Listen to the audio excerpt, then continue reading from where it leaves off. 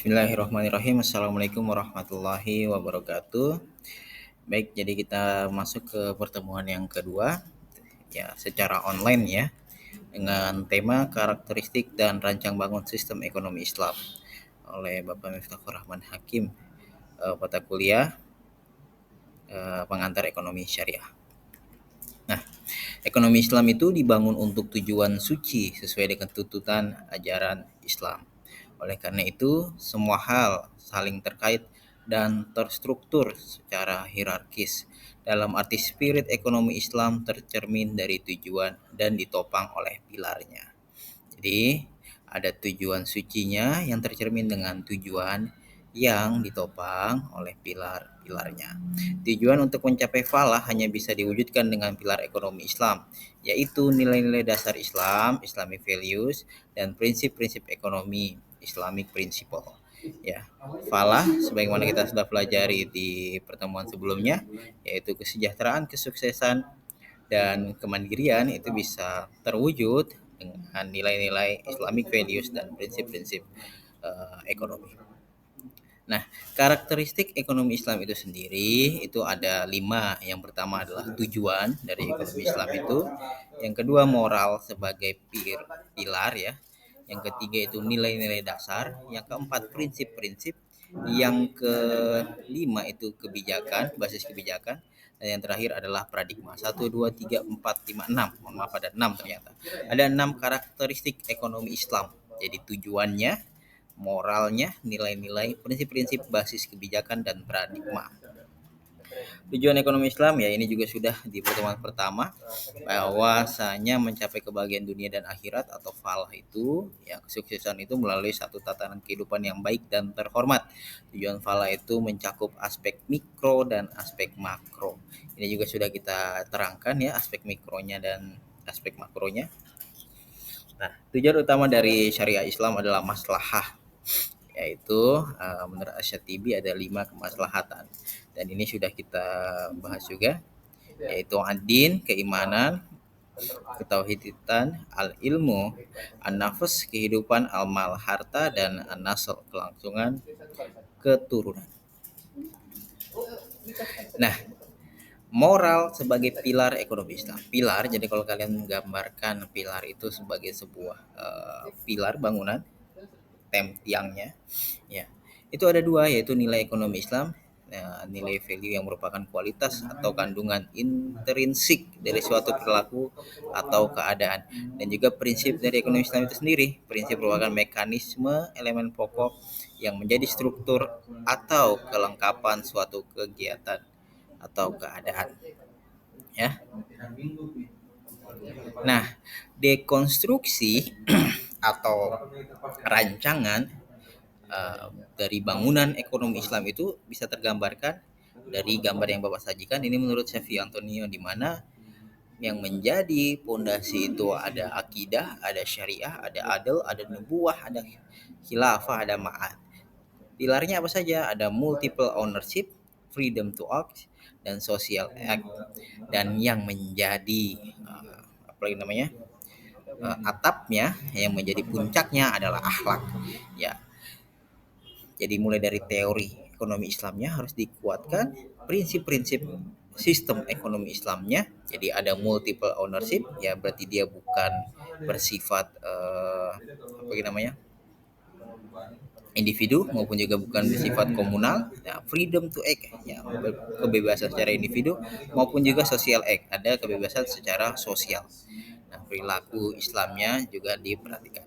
Jadi gambar bangunan ini harus menjadi rancangan dan harus diingat, karena rancangan bangun ini sebagai bangunan dari ekonomi Islam itu sendiri. Nilai dasar ekonomi Islam tadi ya tauhid, adil, khilafah, nubuwah, takaful, dan ma'ad. Tauhid itu pondasi ajaran Islam, tiada sesuatu yang layak disembah selain Allah. Segala aktivitas manusia yang ada hubungannya dengan sumber daya dan muamalah dibingkai dengan kerangka hubungan dengan Allah. Adil itu sendiri ya itu nilai paling asas dalam ajaran Islam. Keadilan adalah sesuatu keadaan di mana terdapat kesamaan perlakuan di mata hukum, kesamaan hak kompensasi, hak hidup yang layak, hak menikmati pembangunan dan tidak adanya pihak yang dirugikan, serta adanya keseimbangan dalam setiap aspek kehidupan. Keadilan seringkali diletakkan sederajat dengan kebajikan dan ketakwaan. Jadi dikatakan adil ketika memang dikatakan atau sering disamakan keadilan itu yaitu ketika adanya kebajikan, adanya ketakwaan. Nah, makna adil dalam Al-Quran itu sendiri ya sangat banyak ya. Ada persamaan kompensasi, ada persamaan hukum, ada moderat, ada proporsional, di mana semuanya mengarah pada kebenaran, kejujuran, keberanian, dan ketulusan. Ya, istilah adil dalam Al-Quran ya ini persamaan balasan ya. Ini bersifat kuantitatif. Ada juga persamaan kemanusiaan yang bersifat kualitatif, ada persamaan di hadapan hukum dan undang-undang, kebenaran kejujuran yang bersifat proporsional, ada tebusan dan pensucian.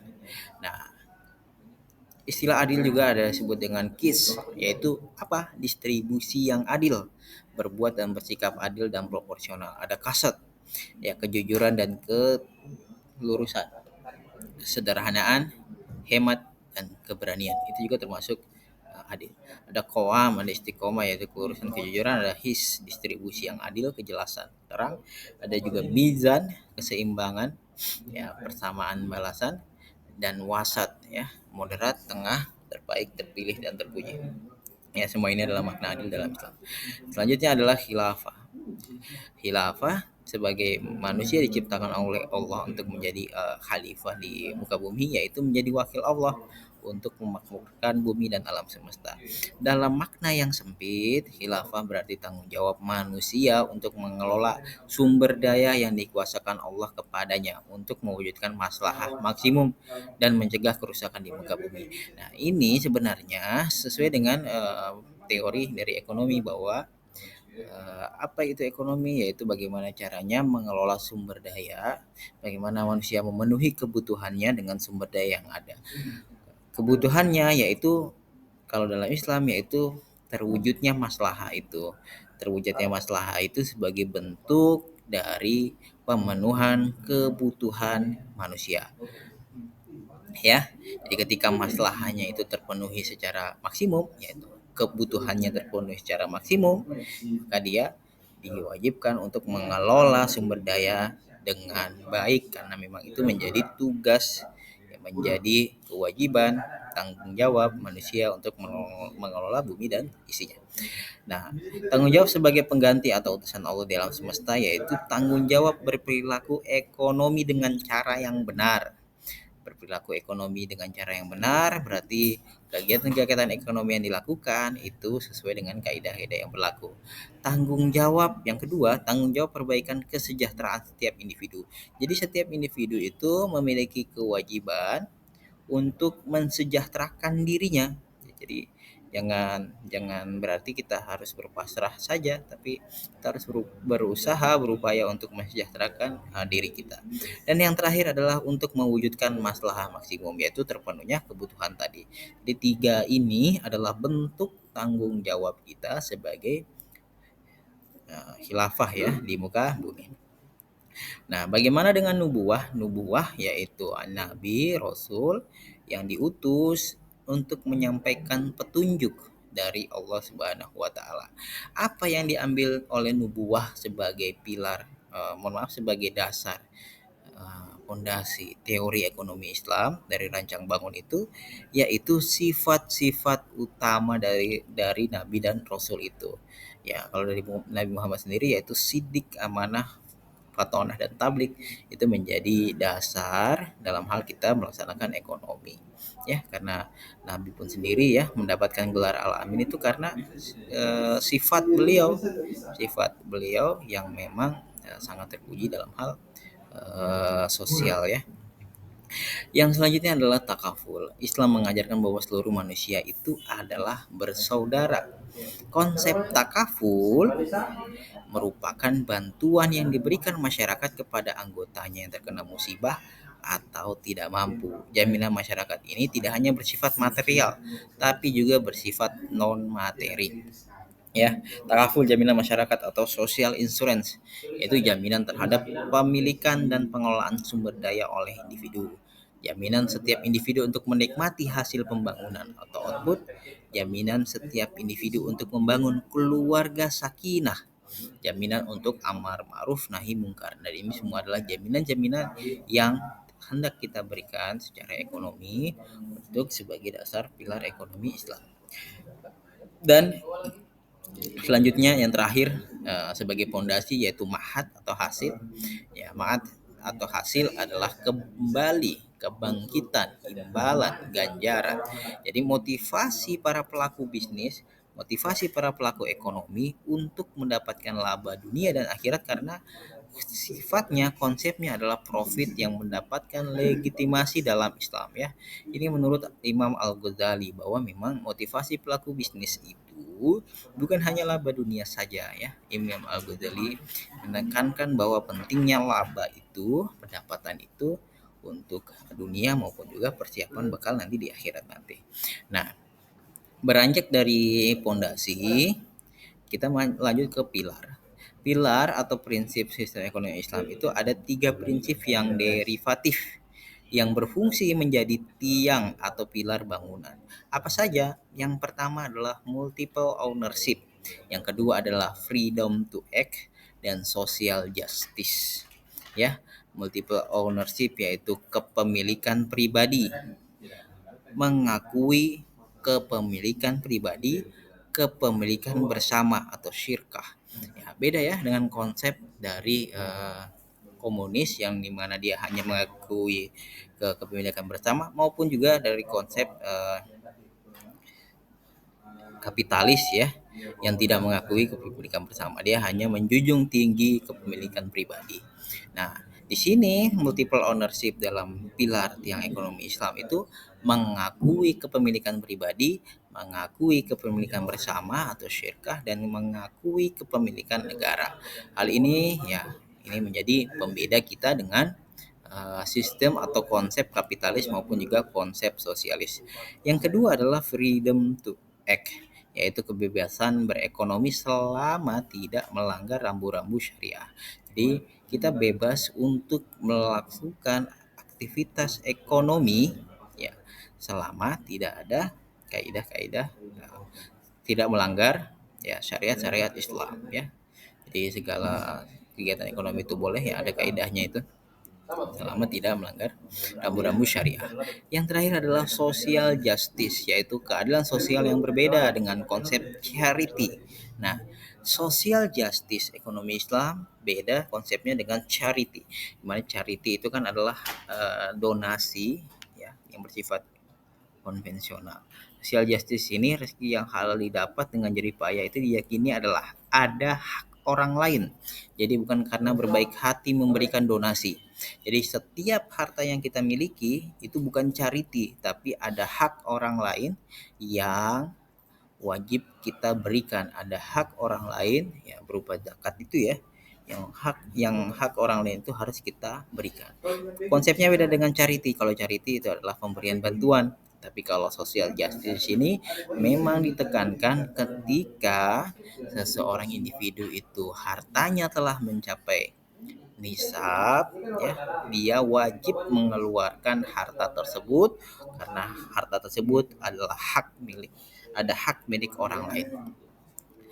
Nah, puncaknya adalah perilaku Islam dalam perekonomian, yaitu akhlak sebagai atapnya. Sesungguhnya aku diutus untuk menyempurnakan akhlak umatku. Akhlak menjadi indikator baik buruknya manusia. Ya, baik buruknya perilaku ekonomi, ya, menentukan sukses atau gagalnya bisnis yang diajarkan. Sehingga untuk memajukan perekonomian umat, ya, pola pikir akhlak apa yang akan ditekankan, yaitu ada dua. Yang pertama adalah itqan, yang kedua adalah ihsan. Itqan artinya tekun, dan ya, ihsan adalah profesional. Jadi akhlak yang baik dalam perekonomian Islam, akhlak yang baik dalam ekonomi Islam itu adalah akhlak yang itqan, tekun. Jadi bukan pintar, ya. Jadi orang yang tekun, bersungguh-sungguh, nah, itu adalah perilaku Islami dalam perekonomian. Dan juga ihsan. profesional ya, profesional di bidang ekonomi Islam. Nah, analisis bangunan ekonomi Islam dari bangunan ekonomi Islam ini, menurut Insinyur Adi Warman Karim, seluruhnya saling memiliki keterkaitan dan kesimpulan yang baik dalam menghasilkan prinsip-prinsip ekonomi Islam. Ya, ada hal yang perlu ditambahkan yaitu akidah yang menjadi fondasi dan syariah juga menjadi fondasi. Dan ini tentunya analisis bangunan ekonomi Islam ini perlunya kita pahami dan juga perlunya kita terapkan agar prinsip ekonomi Islam itu atau rancang bangun ekonomi Islam itu bukan hanya sebagai konsep saja, tapi juga bisa menjadi sebuah hal yang terwujudkan ya. Nah, ini tadi akhlak perilaku Islam dalam perekonomian. Oke, Itkan dan Ihsan. Kesimpulannya adalah prinsip-prinsip ekonomi Islam dengan akidah menjadi suatu dasar yang kemudian ditunjang dengan syariah serta pilar-pilarnya sehingga dengan prinsip-prinsip tersebut dapat menjadi solusi dalam permasalahan ekonomi di masa akan datang. Jadi bangunan tadi, rancang bangun ekonomi Islam itu akan menjadi solusi permasalahan-permasalahan ekonomi. Sekian dari Bapak, terima kasih. Saya akhiri. Assalamualaikum warahmatullahi wabarakatuh.